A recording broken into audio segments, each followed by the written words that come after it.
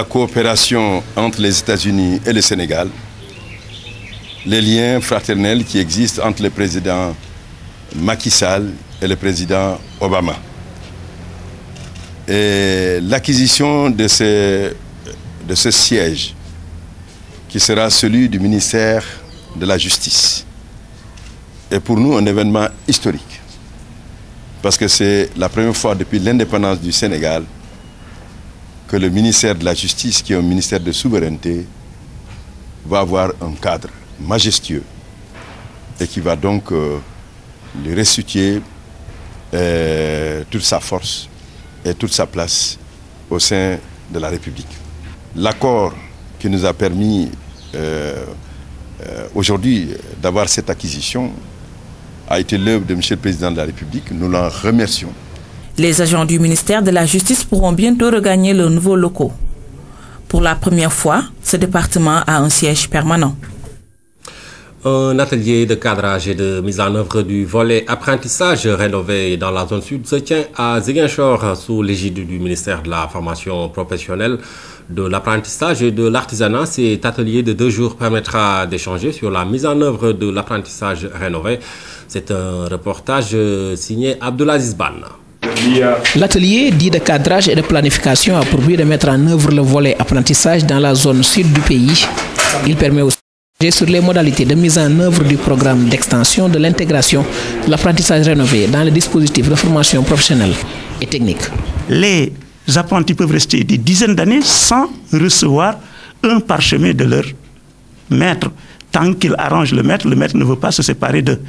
Ici, avec l'apprentissage rénové, il y a possibilité de certifier les formés, de leur délivrer un parchemin qu'ils pourront utiliser pour s'intégrer facilement dans la vie active. On va outiller davantage les maîtres d'apprentissage pour qu'ils forment davantage les apprentis. La direction de l'apprentissage à travers le ministère de la formation professionnelle, de l'apprentissage et de l'artisanat va adopter une approche partenariale pour une gestion collective de la formation professionnelle.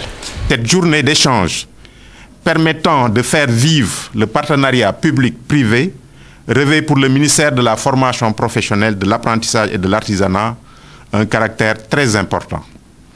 J'ose espérer que les résultats de nos travaux permettront de mettre en place les contours à partir desquels se développera l'apprentissage rénové, permettant ainsi à des milliers de jeunes Sénégalais d'acquérir des compétences professionnelles pour une intégration réussie dans la vie active. Il y a une nécessité, c'est vrai, de former nos artisans, mais également il y a une nécessité de les encadrer davantage, de les former davantage pour que ces petites et moyennes entreprises qui sont créées puissent avoir des chances de réussite. C'est cet accompagnement-là, peut-être que vous nous apportez d'une part par rapport à la formation. Durant 2 jours, ces acteurs vont discuter et échanger sur diverses questions relatives à l'apprentissage rénové. La couverture maladie universelle est un nouveau paradigme qui redéfinit la carte sanitaire et sociale du pays selon le sociologue Rokhaya Badiane Baye. À la veille de l'ouverture de l'atelier national destiné à familiariser les Badianou Gox avec la CMU, elle est l'invitée de l'émission hebdomadaire Le Point. Dans cet extrait, elle revient sur les vertus de la CMU. Stratégique de développement de la couverture maladie universelle s'articule autour de 4 axes. Le premier axe a trait au développement des mutuelles de santé. Là, j'y reviendrai. Pourquoi un accent particulier est accordé aux mutuelles de santé. Le deuxième axe a trait aux initiatives de gratuité qui existaient déjà, le plan Sésame, césarienne et autres. Le troisième axe concerne les IPM, et le quatrième axe, les enfants de 0 à 5 ans, qui est une nouvelle initiative chère au président de la République, son Excellence, M. Macky Sall. Oui, depuis que vous avez dégagé ces 4 priorités-là, quel est aujourd'hui le taux d'adhésion des Sénégalais de manière générale dans les IPM, en tout cas au plan à la couverture maladie universelle? Donc pour ce qui est des IPM, on peut dire que ces IPM comme c'est le cas aussi pour les initiatives de gratuité, se trouvaient confrontés à des difficultés de gestion par exemple. Mais avec l'avènement de la couverture maladie universelle, on a jugé nécessaire de les renforcer en termes de gestion, en termes aussi de finances aussi. Voilà un atelier national donc destiné à familiariser les Badianougor avec la couverture maladie universelle. Vous pourrez suivre l'intégralité de cet entretien après ce journal. La crise à l'université, le grand serigne de Dakar appelle au calme et à l'apaisement. Selon Abdoulaye Makhtar Diop, la résolution de la crise passe forcément par un consensus fort entre tous les acteurs. Dans la foulée, il invite la classe politique et la société civile à jouer leur partition pour un retour à une situation normale. Les propos de Abdoulaye Makhtar Diop sont recueillis par Ibrahim Mbou. Nous pensons que le premier pas vers la résolution de cette très grave crise, dont les germes sont antérieurs à la magistrature de Macky Sall, donc cette solution passe par la réponse sans condition à l'appel du président de la République. Et maintenant, toutes les conditions pourront être posées à l'occasion de cette rencontre. J'en appelle à la communauté universitaire, aux enseignants, aux travailleurs des centres sociaux, donc des œuvres universitaires, aux étudiants, à toutes les associations d'étudiants, qu'il s'agisse des associations à caractère religieux, comme l'association des étudiants Tidjane, l'association des Mourides, l'association des étudiants catholiques, les associations à caractère régional comme le Kekendo. Je demande à toutes ces associations, au nom et à la mémoire de Bassirou Faye, de véritablement imposer à leur passion le dictat de leur raison pour qu'enfin nous trouvions une plateforme qui nous permette d'avancer. Je lance également un appel à tous les leaders politiques, parce que nous savons, ils savent, que chaque parti politique à l'intérieur de l'université a un mouvement affilié. Il ne faut pas s'en cacher.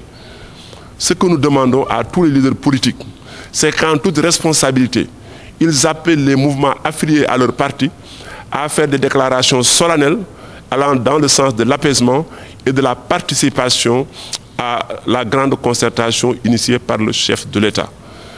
Je pense que les solutions à cette crise sont des solutions techniques. Mais ces solutions pour leur mise en œuvre appellent un consensus fort de toute la classe politique et de toute la société civile. L'appel au calme du grand serigne de Dakar à propos de la situation à l'université. L'ANACIM, Agence nationale de l'aviation civile et de la météorologie, a initié un séminaire de formation au bénéfice des animateurs de radio communautaires. Ces derniers sont renforcés pour mieux appréhender l'information météo afin de la diffuser correctement. L'outil devrait aider à la prise de décision. Claire Diop. Les animateurs de radio communautaire à l'école des sciences et techniques de la météo, 30 acteurs, se sont familiarisés avec les concepts et autres outils de mesure. Objectif, les capacités afin qu'ils comprennent mieux l'information climatique et la diffusent au moment opportun dans un langage clair et accessible. Le temps et le climat interviennent dans la plupart des activités de l'homme, agriculture, élevage, santé, pêche, entre autres. Le constat est que la variabilité climatique est très forte dans les pays sahéliens, notamment au Sénégal. La maîtrise de l'outil météo devrait aider à la prise de décision. Avant de planter, on a besoin d'avoir une idée sur l'installation de la saison. On a besoin d'avoir les pluies, comment elles sont distribuées, la prévision saisonnière, quand est-ce que la saison va terminer. On a besoin des alertes au niveau des pêcheurs, les houles, les vents forts. Donc ça, on pense que ça va amener vraiment une différence très nette. Quand il pleut là, dès les premières pluies, beaucoup de paysans sèment parce qu'ils n'ont pas une idée si après la pluie, il y aura des autres pluies ou pas. Et ça peut amener des pertes énormes. Il y a des paysans qui perdent complètement leur année dès le premier semis. L'autre chose, c'est l'engrais qui est très cher. Et des fois, après épandage de l'engrais, il y a juste une lessive tout. Donc il y a une perte énorme. Et on pense que tout ça peut être évité en utilisant l'information climatique. Malgré l'avancée notoire des prévisions météo, l'accès à l'information par les communautés de base demeure toujours un défi. Défi que les radios communautaires, médias de proximité comptent relever. En ce qui concerne le volet agriculture, le volet pastoral, mais la pêche d'une manière générale. D'autant plus que aujourd'hui, la pêche que se livrent nos populations, c'est une pêche artisanale. Ces populations sont tout le temps confrontées à des problèmes. En sortant de ces hôtels, on pourra non seulement relever toutes les données qu'on a, mais en même temps faire des émissions de qualité, mais en même temps faire des enseignements à travers nos auditeurs. Désormais bien outillés, ces animateurs se sont engagés à diffuser correctement et à assurer un suivi de l'utilisation de l'information climatique au grand bénéfice des populations, surtout rurales. L'ANACIM, Agence nationale de l'aviation civile et de la météorologie du Sénégal, a initié cette activité qui a duré 3 jours à Kaolack. L'Autorité nationale de la biodiversité, la Fondation IFIC et le département américain de l'agriculture USDA ont organisé un atelier de formation sur la communication en matière de biotechnologie moderne et de biodiversité. L'objectif est de voir l'aide que la science peut apporter à l'Afrique de l'Ouest pour combattre la sécheresse, les changements climatiques et améliorer les conditions de vie des populations. Fatimata Banelba. Quel peut être l'impact de l'utilisation des biotechnologies sur la santé humaine, animale et sur l'environnement? Ce cadre de partage devrait permettre de contrôler l'utilisation des biotechnologies et de montrer leur impact sur la sûreté agricole.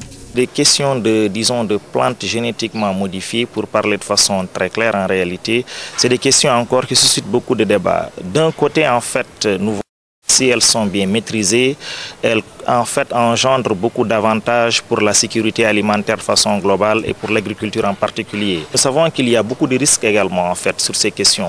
Les plantes génétiquement modifiées présentent des risques assez importants sur la sécurité, sur la santé humaine et animalière, sur même l'écosystème. Nous avons vu en réalité que donc il faut y aller avec beaucoup de précautions. Vous avez pu voir maintenant qu'il y a de moins en moins de pluie. Et la biotechnologie a pu mettre sur place des espèces, des semences qui, en un temps record, avec peu d'eau, puissent augmenter et on peut augmenter et avoir des rendements beaucoup meilleurs. Conscient que les nouvelles sciences et technologies ne sont utiles quand elles sont bien comprises, le département américain de l'agriculture tient à accompagner le département américain de l'agriculture USDA a financé la fondation du Conseil international d'information sur l'alimentation, AFIC, pour proposer une meilleure articulation de la biotechnologie agricole et de la politique en matière de sûreté agricole. 9 pays africains ont pris part à cette rencontre de 3 jours. Pour le dernier jour, les organisateurs vont permettre à la presse de relayer les informations sur les biotechnologies. Le caucus des femmes leaders du Sénégal accompagne les élus locaux issus des dernières élections. Il s'agit de bien préparer les conseillères municipales et départementales dans l'exercice de leur mission. L'objectif est de placer ces femmes politiques au cœur du dispositif de décision dans les collectivités locales. Lamine Touré. Elles discutent, elles se renforcent dans le cadre de leur mission en tant que conseillères locales. Impacter positivement sur la marche des collectivités locales est ici une ambition réelle, soutenue par le caucus des femmes leaders du Sénégal. On a eu la chance d'avoir des femmes vraiment qui sont à côté de nous et qui ont eu l'expérience d'être des élus locaux. Et vraiment, cet atelier, je crois qu'on en aura besoin. Face à cette arrivée massive de femmes, il va falloir prendre les devants. Et donc, nous avons décidé d'avoir un atelier qui nous permettra d'avoir le point de vue des femmes élus locales qui ont l'expérience, mais aussi le point de vue des hommes élus locaux qui ont l'habitude de côtoyer ces femmes-là, pour qu'ensemble, à la fin de la journée, nous puissions dégager une feuille de route. La rencontre s'inscrit dans une logique de poursuivre l'accompagnement des élus locaux après les dernières compétitions électorales. La présence des femmes dans l'exécutif décentralisé doit être valorisée et les acteurs impliqués dans cette dynamique approuvent la démarche. C'est maintenant qu'il faut le faire, au début de ses mandats. L'élu a besoin de la formation au début de son mandat. Il ne faut pas attendre la fin des 4 ans, 5 ans pour continuer à faire la formation. Malgré une régression notée lors des élections locales, le cap de la mobilisation féminine reste maintenu. Sur les 602 maires que compte actuellement le Sénégal, seuls 3 sont des femmes. Mais cela n'enlève en rien la détermination du caucus des femmes leaders. Il faut outiller les conseillers locaux et cela est parti pour être une réalité. Le reportage du jour s'intéresse à une nouvelle tendance, les bijoux fantasy. Très chatoyants, aux couleurs vives, ils gagnent de plus en plus d'adeptes. Leur particularité, ils ne sont pas chers et sont très variés. Cependant, certaines femmes restent fidèles aux bijoux en métaux précieux, particulièrement l'or. Plus de détails dans ce reportage signé Ndeye Anta Ndiaye, qui s'est rendu au marché HLM et au centre-ville. Pendentifs, boucles d'oreilles, bracelets, les bijoux fantaisie ont la cote. Difficile de parcourir les artères de la ville sans voir une femme emportée. Ces bijoux sont prisés par toutes les générations et toutes les classes sociales. L'intérêt, on les trouve partout et on peut les mettre à différentes cérémonies. Au-delà de la valeur esthétique qu'ils revêtent, les bijoux fantaisie présentent d'autres avantages. Les bijoux fantaisie, vraiment, c'est abordable, le prix est abordable, c'est très joli et c'est à la portée de tout le monde. Chaque femme y voit son image. Quand les mariages, on peut porter durant le baptême, les cérémonies. L'or, quand même, de nos jours, il n'y a pas d'argent avec des économies et tu peux l'acheter, on peut t'agresser sur la route. Marché HLM de Dakar, c'est l'un des lieux où l'on trouve le plus de variétés de bijoux fantaisie. Du panier du vendeur ambulant au magasin de bijoux en passant par les étals de tablier, il y en a pour tous les goûts, toutes les couleurs et tous les budgets. La qualité de certains bijoux peut même prêter à confusion, mais les bijoux fantaisie sont la preuve que tout ce qui brille n'est pas de l'or. En effet, ils sont faits à base de fausses perles, de bois, de plastique, de strass, entre autres matières utilisées. Il y a des prix pour toutes les bourses, des bijoux à 1000 francs CFA, 500 francs et ça peut aller jusqu'à 25 000. Les bijoux proviennent de l'Inde et de la Thaïlande. Ces bijoux ne sont pas toujours fabriqués à l'étranger, même si la matière première est souvent importée. À côté de celles qui achètent leurs bijoux, d'autres préfèrent d'ailleurs fabriquer les leurs. Je travaille dans ce domaine. Je passe juste mes commandes et les perles me parviennent de partout. Niger, Bénin. Bien que les bijoux fantaisie soient très sollicités, certaines femmes restent très attachées aux bijoux en métaux précieux. C'est avant tout pour elles une affaire de famille, de tradition, encore mieux, une assurance pour les mauvais jours. Les bijoux fantaisie sont jolis, mais ne peuvent pas égaler l'or. Avant, quand on recevait la dot, notre premier réflexe était d'acheter de l'or pour le garder en souvenir. Donc l'or est précieux, il peut même être déposé dans les banques en guise de garantie. Malgré leurs avantages, les bijoux en métaux précieux perdent du terrain. Ils sont de plus en plus remplacés par les bijoux fantaisie, en dépit de leur caractère éphémère. Les bijoux fantaisie, la nouvelle tendance à Dakar, c'était un sujet signé Ndeye Anta Ndiaye. La piscine ou la plage, les lieux les plus fréquentés en ces moments de forte canicule et de vacances, le meilleur moyen trouvé par les parents pour occuper les enfants. La piscine est aujourd'hui le lieu choisi pour les enfants pour apprendre à nager. La natation, est-ce bien pour la santé de nos enfants? L'eau de la piscine a-t-elle des conséquences sur le bien-être des tout-petits? Le dossier santé de la semaine est signé Ramatadem. De vacances, impossible de canaliser l'énergie débordante de nos tout-petits. Et pour joindre l'utile à l'agréable, la principale activité proposée par les parents, c'est d'aller à la piscine pour apprendre à nager et s'amuser. Mais faut-il y aller tous les jours? Il faut faire attention à un certain rythme, ne pas les amener toutes les semaines, ou bien 2 ou 3 fois par semaine, c'est les exposer.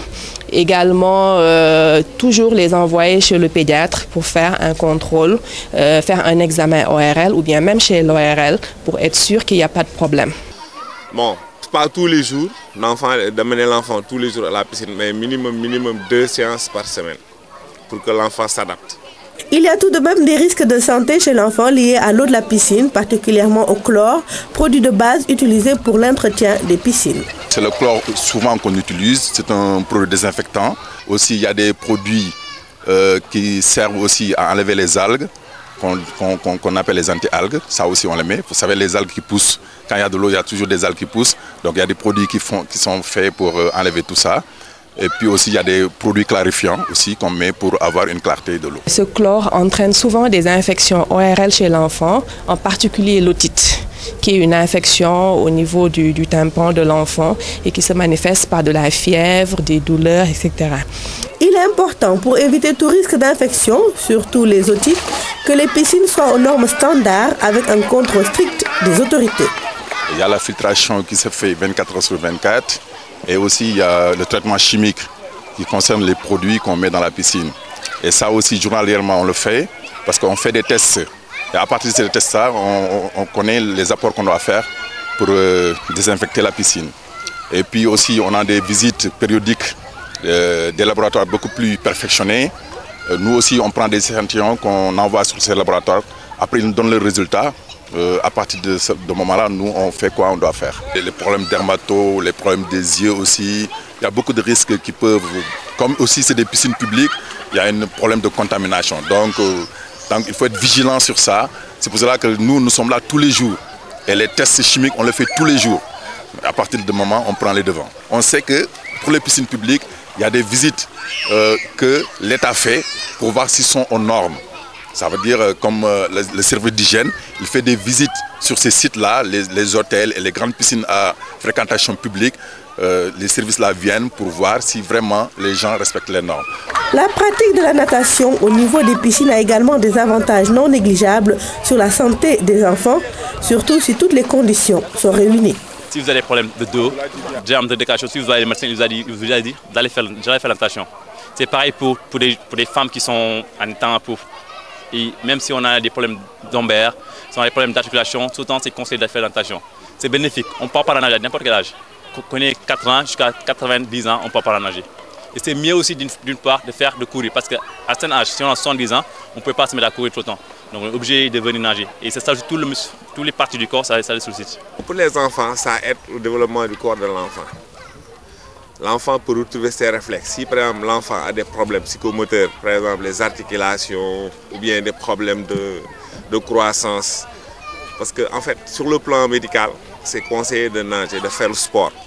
Bon, pas tout le monde peut faire le sport, mais la natation c'est mieux.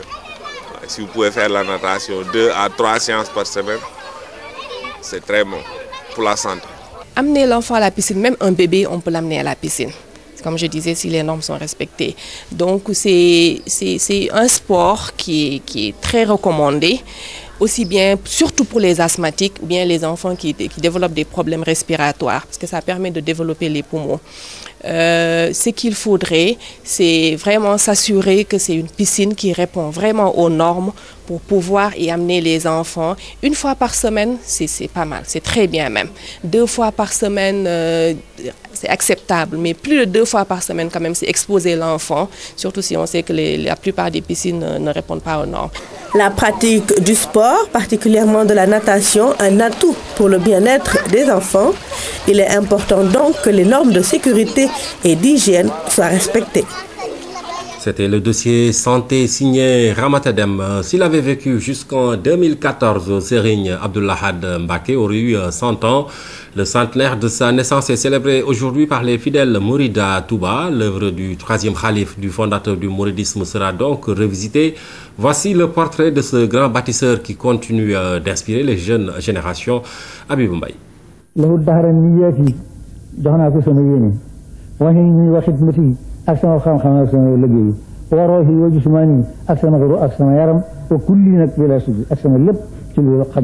Dès que sa voix retentissait, les disciples lui prêtaient une attention toute particulière, car le ton était ferme, empreint de rigueur, détermination et franc-parler, surtout en ce qui concerne les recommandations de Dieu et de son prophète, paix et salut sur lui, ainsi qu'aux enseignements de son vénéré père, Cheikh Ahmadou Bamba Khadimou Rassoul. Serigne Abdoul Ahad Mbacké, ce 3e khalife des Mourides, a présidé pendant 21 ans aux destinées de la communauté mouride. Né en 1914 à Diourbel, il aurait eu en 2014 100 ans, centenaire que toute une communauté célèbre avec ferveur. À sa naissance, Serigne Touba disait de lui qu'il nourrissait un réel espoir. Espoir qui s'est aussitôt traduit dès son accession au califat en 1968 par de nombreuses réalisations encore visibles dans la ville sainte de Touba. Extension, embellissement de la grande mosquée, un vœu cher au fondateur de la Mouridia. Aïnou Rahmati ou le puits de la miséricorde, la construction de la bibliothèque Cheikhoul Khadim ou Daré Kamil, l'élargissement des voies routières avec l'autoroute Mbacké-Touba, la corniche qui ceinture la grande agglomération de la cité religieuse ainsi que de nombreux forages.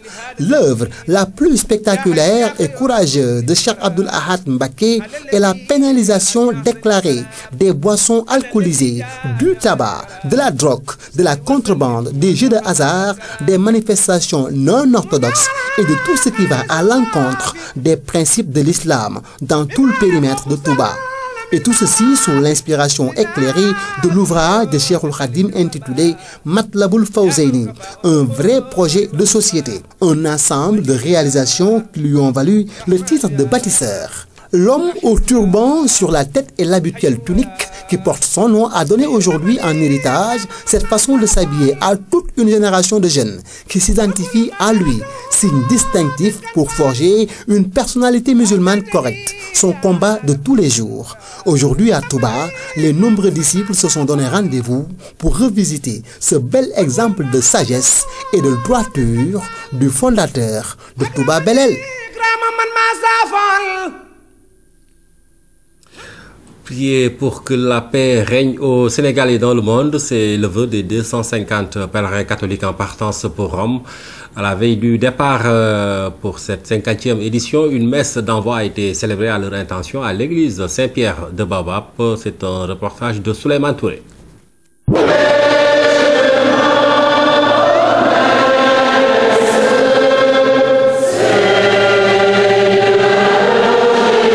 Il fallait renouveler cet engagement pour suivre les pas du Christ. Cette messe permet aux futurs pèlerins de se mettre déjà sur la voie qui mène vers la Terre Sainte. Dans la basilique Saint-Pierre à Rome, nous admirerons l'œuvre magnifique de Michel-Ange sur la Pietà, cette scène émouvante représentant Marie recevant sur ses genoux le corps de son fils descendu de la croix, mort pour le salut de tous les hommes. Nous revivrons d'ailleurs ce mystère douloureux à travers l'exercice du chemin de croix à Jérusalem et à Lourdes. Cette année, il y a 250 pèlerins. Tous ont assisté à cette célébration, un temps fort de communion et de recueillement. Nous savons que nous serons en communion avec le Christ en emboîtant ses pas en Terre Sainte. Comme il a dit, ce n'est pas un pèlerinage, ce n'est pas du tourisme. On part pour amener les prières, remporter beaucoup de grâce et suivre le parcours du Christ. Du côté de l'organisation, tout est fin prêt.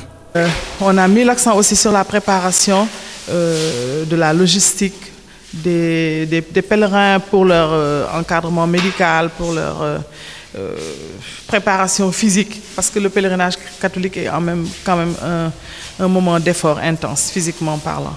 Plusieurs consignes sont à respecter une fois sur les lieux saints de la chrétienté. Nous allons insister sur la discipline, parce qu'un groupe comme ça de 250 personnes, s'il n'y a pas de discipline, c'est difficile, c'est ingérable. Donc il faut de la discipline et obéir aux ordres et aux indications données, et puis la ponctualité, l'assiduité au rendez-vous. Terre Sainte en Israël, Rome en Italie et Lourdes en France sont les étapes de ce périple. Le départ est prévu dans la nuit du mercredi 20 au jeudi 21 août 2014.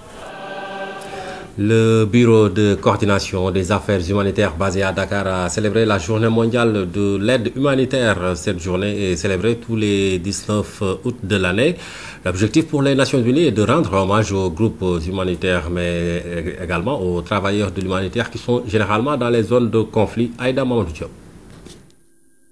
L'année 2013 détient le record de violence contre les groupes humanitaires avec 460 travailleurs victimes d'attaques dans les zones de conflit. La première moitié de l'année 2014 a aussi enregistré des vagues d'attaques et d'assassinats. Ce 19 août, journée mondiale de l'aide humanitaire, est l'occasion de tirer la sonnette d'alarme et de rendre hommage à ces travailleurs de l'humanitaire.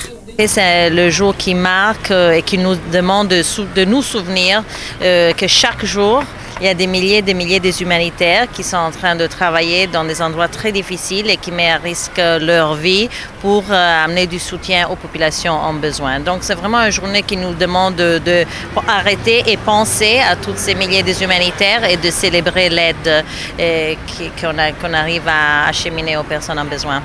Au Sénégal, le Bureau de coordination des affaires humanitaires a choisi de célébrer la journée par le vernissage d'une exposition. Une exposition porteuse de messages forts avec comme thème « Le monde a besoin de plus de héros humanitaires ». Souvent, les humanitaires, on pense aider, mais on ne demande pas vraiment aux gens de ce qu'ils ont besoin. Donc c'est une expo qui nous rappelle, à nous tous, nous humanitaires, qu'il faut vraiment parler avec les gens, dialoguer et pour mieux comprendre quels sont les besoins, quelles sont les priorités de gens en détresse.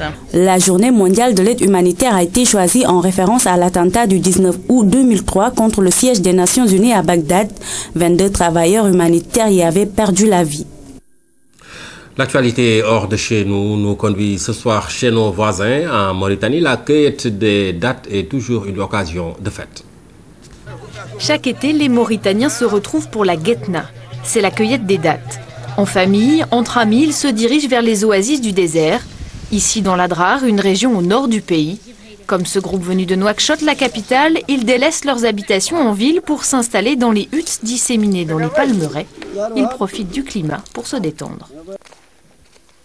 Ça, c'est un site qui est au niveau du Oued de Tayarout pour que les visiteurs et les participants à ce festival puissent voir la beauté et le panorama de Oued de Tayarout, déguster des repas traditionnels et rentrer en contact avec la Mauritanie et les profondeurs.